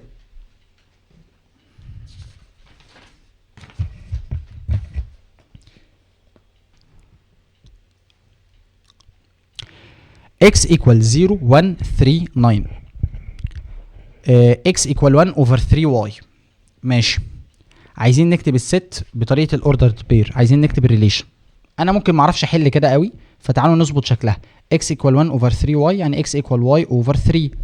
كان الاكس اوفر 1 اعمل كروس مالتيبليكيشن يبقى 3x equal y. ده ممكن يبقى شكل احسن بالنسبه لي. ماشي، خلي بالك هو مديك ست واحده، تفهم ان الست التانيه هي برضو x، بس هو مسميها واي. عادي مش هيفرق معاك. الار ايكوال، يلا 3x equal y. 3 باي 0 يجيب لك حاجه هنا. 3 باي 0 0 يعني 0 0.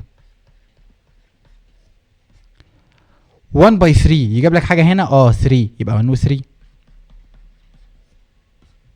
3 باي 3 يجيب لك حاجه هنا. 9. 9 باي 3 يجيب لك حاجه هنا. لا، يبقى خلاص كده انت اقفل الريليشن بتاعتك على كده. طيب هل دي فانكشن؟ لا مش فانكشن. ليه؟ الزيرو خرج منه سهم للزيرو، ال1 خرج منه سهم لمين؟ لل3، ال3 خرجت منها سهم لل9. طب ال9 خرج منه سهم؟ لا. ففي رقم في الاكس ما خرجش منه سهم، معنى كده ان هي مش فانكشن. الفانكشن لازم كل الارقام دي يخرج منها سهم واحد. طب لو في رقم ما خرجش منه سهم مش فانكشن، يبقى دي نوت فانكشن. عايزين نكتبها بالارو دايجرام. خلاص اكتبها انت بقى بالارو دايجرام. في مشكله كده يا جماعه؟ طيب كم مساله بس في السريع. 2a minus 3 احنا هنحل دلوقتي على كل حاجه بقى قلناها، كل حاجه قلناها النهارده. 2a minus 3 و4 equal 4a plus b plus 5. هات لي الكلام ده واحده واحده. احنا اتفقنا ان الاول قد الاول، يبقى 2a minus 3 equal 4a. يلا نحل. ادي 2a، ممكن ناخد ال 2a نوديها الناحيه الثانيه، يبقى نيجاتيف 3a equal 4a minus 2a. يعني نيجاتيف 3a نيجاتيف 3 قصدي equal 2a، يبقى ال a equal نيجاتيف 3 over 2. طيب هنا b plus 5 equal 4، يبقى ال b equal 4 minus 5، يعني ال b equal نيجاتيف 1. عايزين 2a minus b جوه الابسولوت. ادي 2، شيل ال a واكتب نيجاتيف 3 over 2 minus شيل ال b واكتب نيجاتيف 1. 2 باي نيجاتيف 3 over 2 ادي نيجاتيف 3 minus minus يعني بلس 1. نيجاتيف 3 بلس 1 يبقى نيجاتيف 2، جوه الابسولوت يطلع معاك ب 2.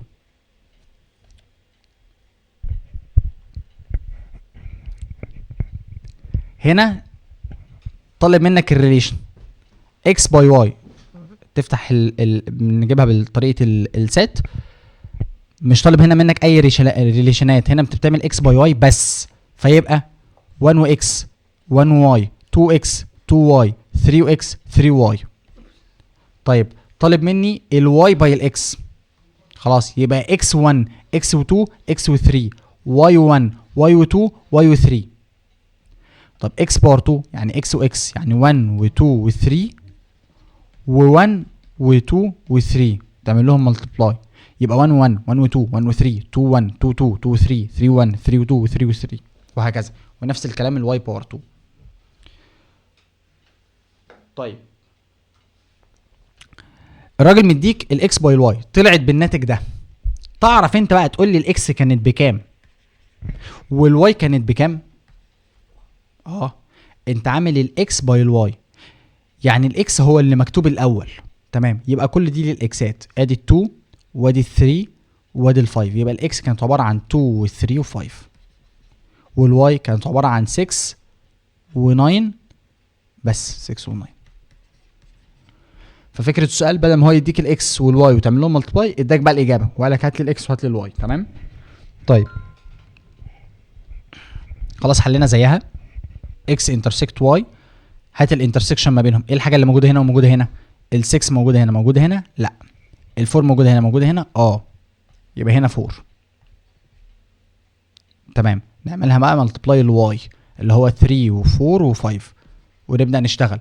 4 و3 4 و4 4 و5. اكس ديفرنس واي، كل حاجه موجوده في الاكس بشرط ما تكونش موجوده في الواي. ال6 موجوده في الواي؟ لا معايا. ال4 موجوده في الواي؟ ما اخدهاش.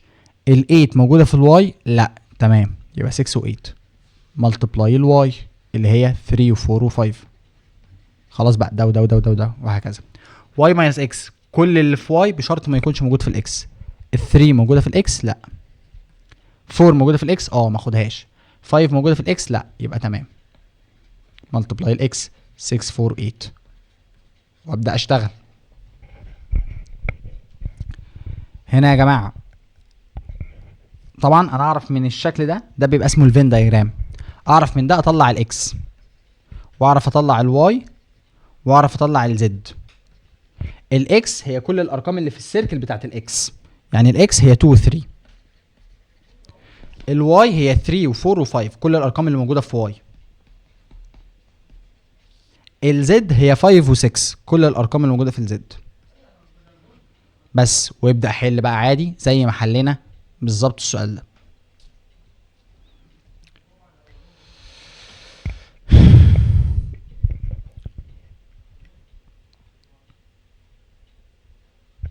طيب انت عندك A B C، ماشي؟ حابين نطلع نقول مين فيهم فانكشن ومين فيهم مش فانكشن. طيب واحده واحده. R1 فانكشن ولا مش فانكشن؟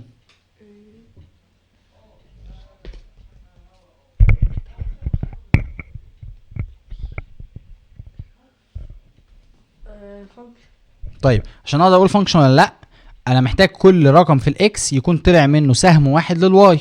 طب يلا، الاي طلع منها سهم لل2، البي طلع منها سهم لل4، السي طلع منها سهم؟ لا. يبقى نوت فانكشن. طيب هنا ال A طلع منها سهم لل2 ماشي، والB طلع سهم لل4 ماشي، والB طلع منها سهم تاني ما ينفعش. احنا اتفقنا ان كل رقم في الاكس يكون طلع منه سهم واحد بس للواي. ده السي ما طلعش منه سهم، في واحد ما طلعش منه اسهم ما تبقاش فانكشن. دي في واحد طلع منه سهمين ما تبقاش فانكشن. طيب تعالى ندخل على اخر حاجه. ال A مع ال2 ماشي، ال B مع ال 8 ماشي، ال C مع ال 10 ماشي. دي فانكشن ولا مش فانكشن؟ فانكشن. كل سهم كل رقم في الاكس خرج منه سهم واحد للواي، يبقى ال A خرج منها سهم واحد، وال B خرج منها سهم واحد، وال C خرج منها سهم واحد. مفيش حد خرج منه سهمين، ومفيش حد ما خرجش منه اسهم خالص. واتفقنا بقى ان بعد ما خلاص حددنا الفانكشن ان الار 3 دي هي الفانكشن، فالرينج هو بالنسبه لي الحاجات دي ال2 وال8 وال10 هي دي الرينج. طيب خش على اللي بعده. انا معايا الاكس 1 و2 و3، ومعايا الواي 1 و3 و6 و9 و12. الراجل مديني الريليشن اهي خلاص، اكس ايكوال واي اوفر 3 يعني 3 اكس ايكوال واي. دي الريليشن اللي معايا ماشي. ابدا بقى اشوف، هو بيقول لك هات لي الريليشن دي وفي الاخر قول لي هي فانكشن ولا لا. ماشي هجيب الريليشن. يلا يا جماعه 3 باي 1 جاب لك 3 موجوده يبقى 1 و 3. 2 باي 3 جاب لك 6 موجوده يبقى 2 و 6.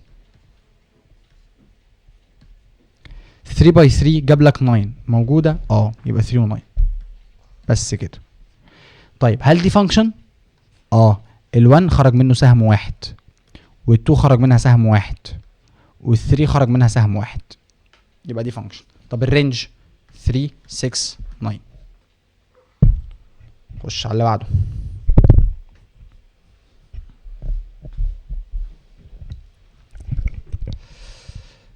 نفس الكلام، عندك الريليشن اهي الواي ايكوال 2 اكس بلس 1. بعد ما تجيب الريليشن دي قول لي هي فانكشن ولا لا.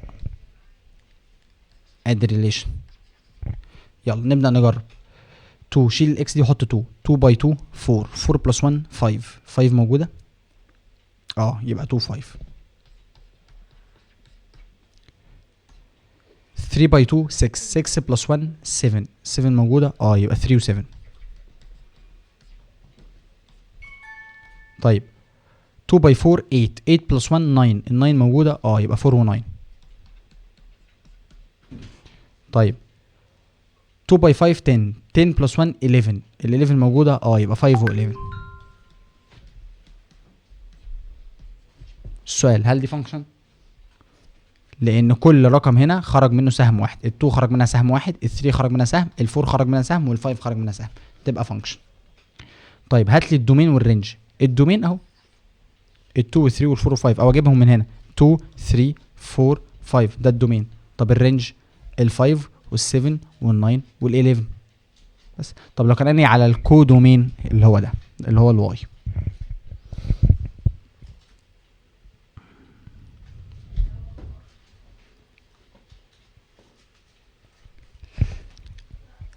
ادي عندي الاكس نيجاتيف 2 نيجاتيف 1 0 1 و 2.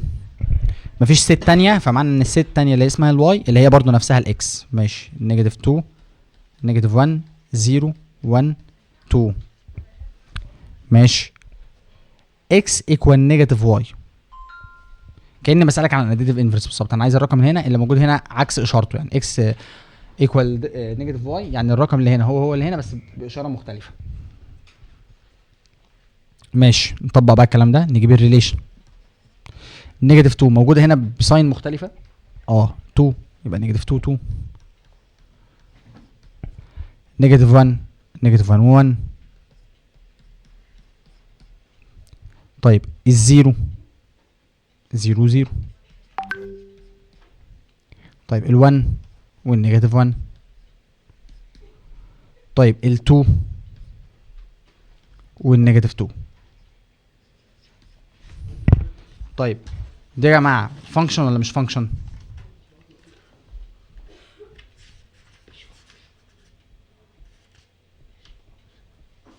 فانكشن ولا لا؟ ليه؟ عشان يطلع منه كذا اسهم.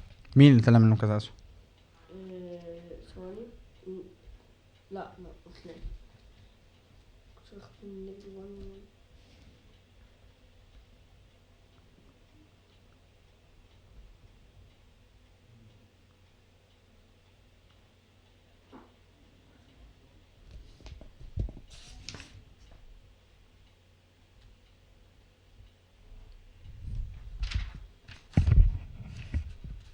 ها لا مش فانكشن. فانكشن. فانكشن ولا لا؟ ثواني. النيجاتيف 2 طلع منها سهم، والنيجاتيف 1 طلع منها سهم، الزيرو طلع منها سهم، ال1 طلع منه سهم، ال2 طلع منها سهم، يبقى فانكشن. طيب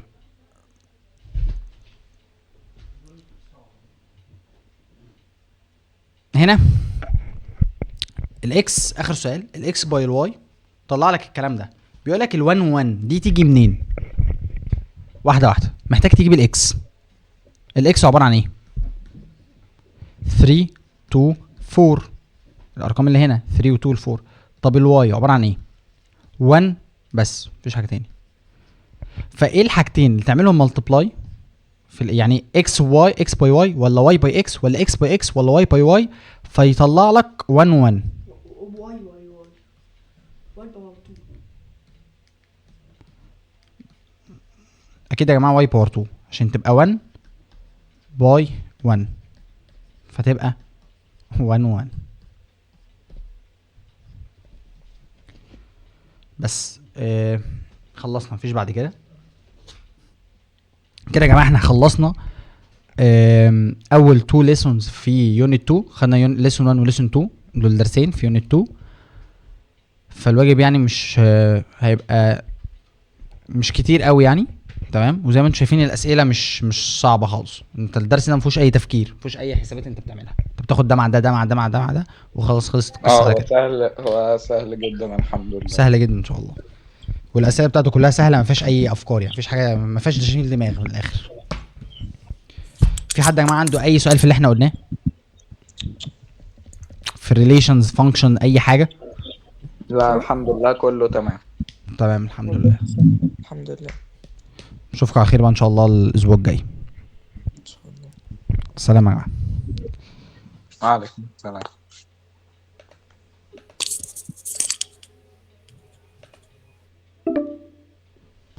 الوحيد اللي فيكم بيشغل دماغه انا عبد الرحمن، الوحيد الوحيد اللي عبد الرحمن اصلا ما اتكلمش غير من اخر مرتين. ما تعصبش وما تزعقش، عشان ما تزعقش وما تزعقش قدامك. انا بساعدك فانكشن وانت بتحل غلط. لا يا حبيبي، اقعد انا ما خدتش بالي من النيجاتيف 1 مع حسيت يا لولي، مفيش يا لولي. اسمع اقعد. الوحيد اللي سالني ايه لازمه ده؟ بعمل ده ليه؟ انا مش عايز اعرف، انا مش عايز اعرف ليه. يبقى انت حمار. ليه حمار ليه؟ انا بسمع درس وخالص مش عارف، انا ما اعرفش اصلا ايه لازمه الدرس، بس ماشي اللي هو مثلا عربيات، نص فرامل، الجو ده ما يكونش في دماغي ما حاجه. فهمتوش؟ اه طب ما ده كلام مدرسين. ايه ماشي يا عم، انا ممكن اخش علم علوم، بس انا كده اخش علم رياضه. تمسح دي الحاجات اللي تفهم. اه يا عم حبيبي، ليه بقى امسحت يا زميل؟ تمسح دي الناس. لكن الكليه بقى فيها فهم وفكر ورجاله والكلام ده. انا اخش علم رياضه القرف اللي بس. ده. صعب بص لي بس كده، تروح منظر معفن ده. للاسف. القرف ده. هو خلاص يا حبيبي ده ايه ده؟ ايه ايه الخرا؟ الخرا اللي زعلك؟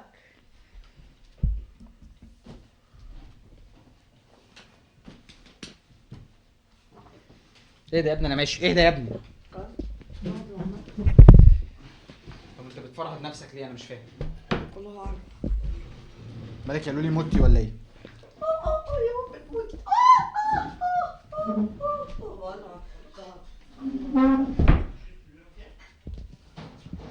خد الكتاب بتاعك يا حبيبي. ماما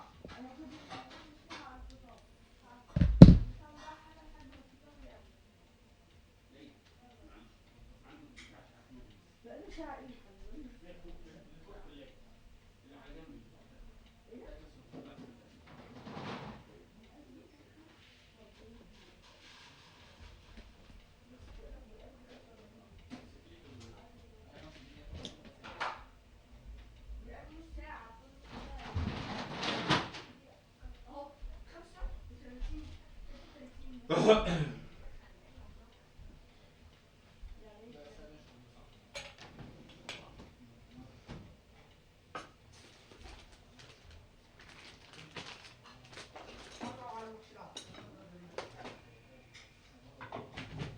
يا يوسف؟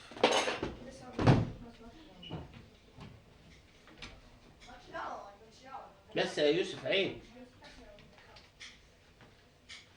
نفس ده.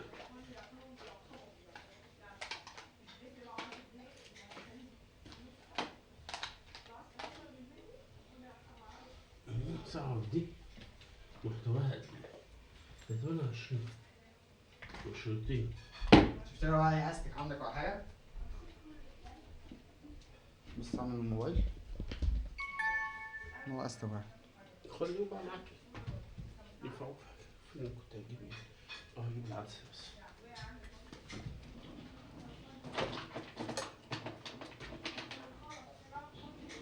لو مش عايز بقية الأساتذة خد اللي معاك والباقي حط منه. ماشي.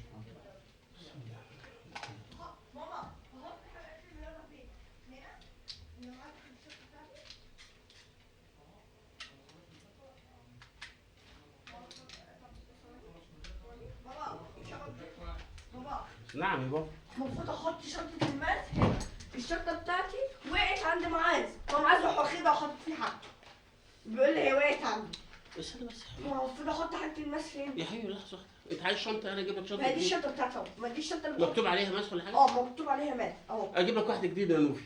فين بقى؟ انا عايزها دلوقتي. حاضر. دلوقتي يلا. خلاص اديله بقى دي وأنا هجيب لك واحدة. ماشي.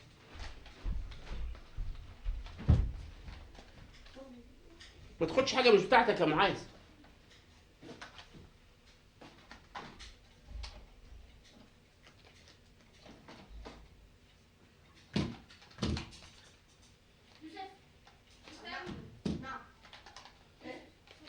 في واحدة مفتوحة. مقفولة. شكرا. ماشي.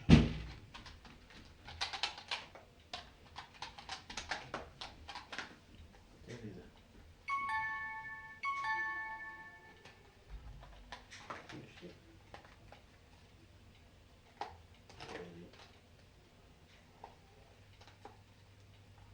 الله.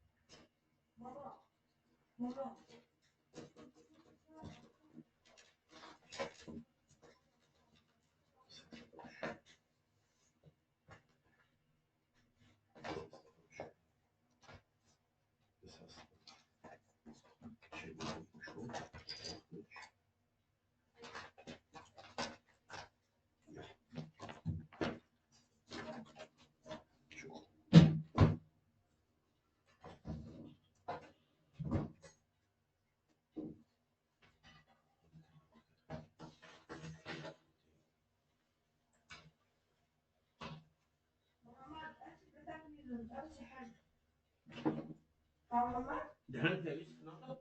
لا انا عايز حد يدهن اصلا الصبح. بدل لك اهو. صليت العصر طيب؟ لا صيف الضوء. طب وتصلي العصر عشان ما تتوضى وبتاع ما تحتاجش ادهن لك بعديها لا انا بقى عادة دلوقتي بقيت اتوضى بعمل من فوق بقى عشان دي بتوجعني جدا لما بيجي ورايا، فبعمل من فوق من طب هات المج بتاعك. طبعا كده.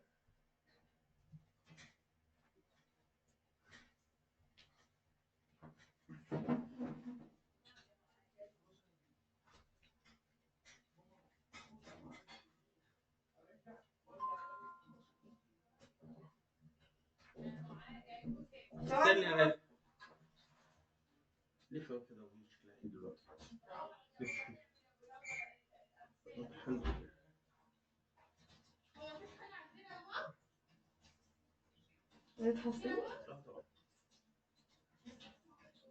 احنا عندنا واحدة جديدة صح؟ هي بتوجع؟ عند الدكتور بتوجع؟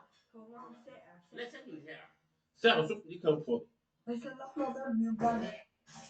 ده كان بيلسع. لا الحتة الحمرا ديت تحقق. الإصابة مش قليلة يعني فاهم؟ الإصابة مش قليلة.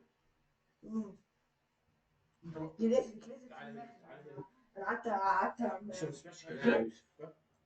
عشان قلت لك بلاش لعب السواقين. اسكت بقى. انا عوضت. عايز ايه؟ لا بتكلمه وحشه وايه؟ هي دي؟ قولها تمسح ايه هي بالظبط؟ انت منزلها اللعبه دي. أنا في فاير؟ لا تمسح فين؟ كله بيقولها كده. انا زعل موبايل على الكمبيوتر يا يوسف.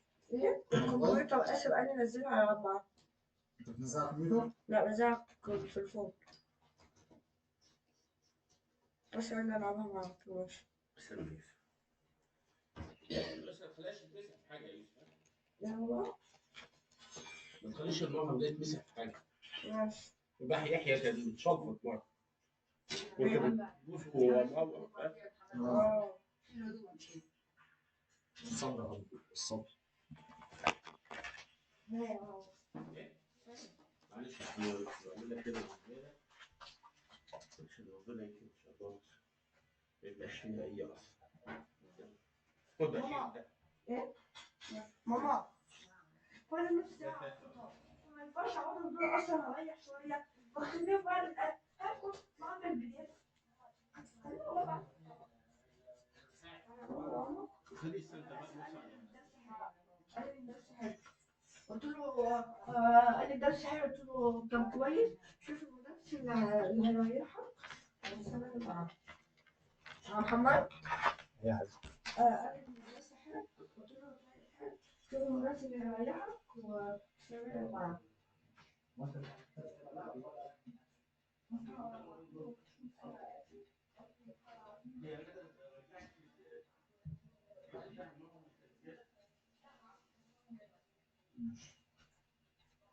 الله خير.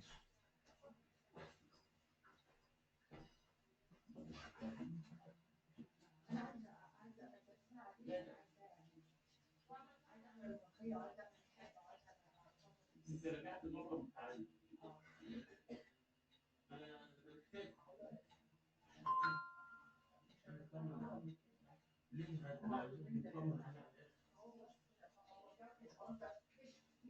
مش حاجة.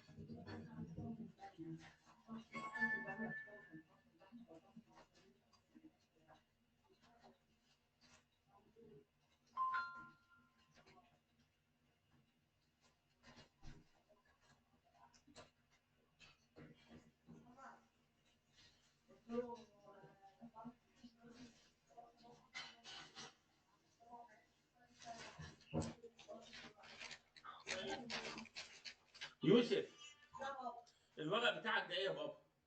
ده هو حاجة نحطه جواه يعني مهم؟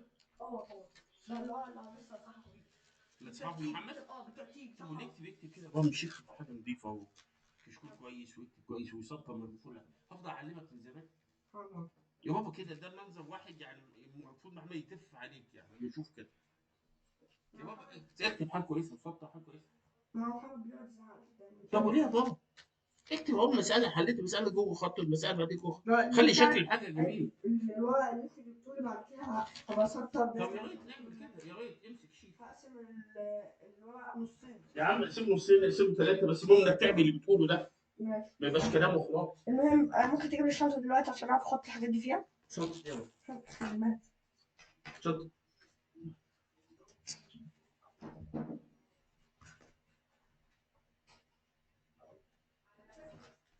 نعم.